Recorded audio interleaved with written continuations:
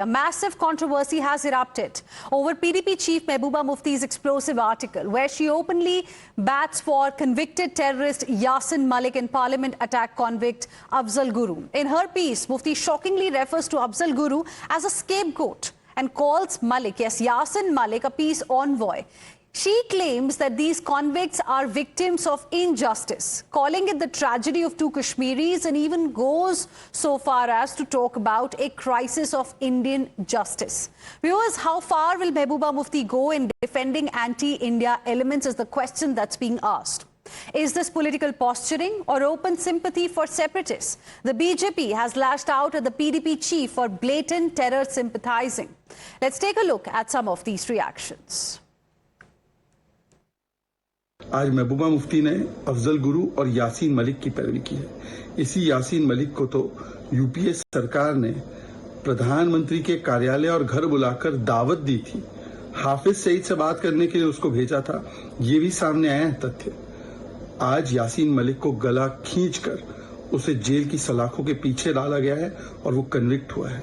पर देखिए, चाहे कांग्रेस हो या चाहे महबूबा मुफ्ती हो, हमेशा ये लोग आतंकियों की पैरवी करते हैं और राजनीति को राष्ट्र नीति के ऊपर रखते हैं, वोट बैंक को नेशनल सिक्योरिटी के ऊपर रखते हैं। ये वही महबूबा मुफ्ती है जिसने कहा था 370 हटने के बाद भारत का तिरंगा जो है उसे कंधा देने के लिए कोई नहीं मिलेगा।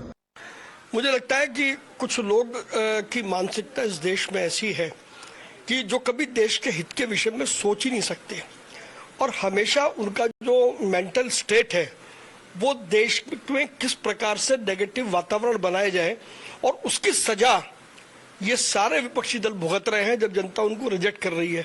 अगर उसके बाद भी उनको समझ में नहीं आता तो फिर भगवान राम ही उनका मालिक है। And viewers, National Conference leader Bashir Ahmed has also hit out at Mehbooba Mufti over her controversial remarks, stating that the people have rejected the PDP. Listen in.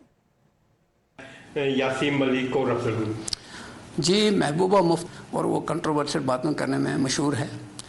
जहाँ तक यासीन मलिक का ताल्लुक़ है या बाकी जो शबीर शाह वगैरह हैं जो इस वक्त जेल के अंदर हैं, उनके केसेस कोर्ट के अंदर हैं।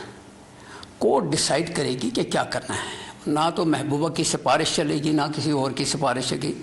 कोर्ट में वकील उनके भी होंगे, गवर्नमेंट के भी होंगे।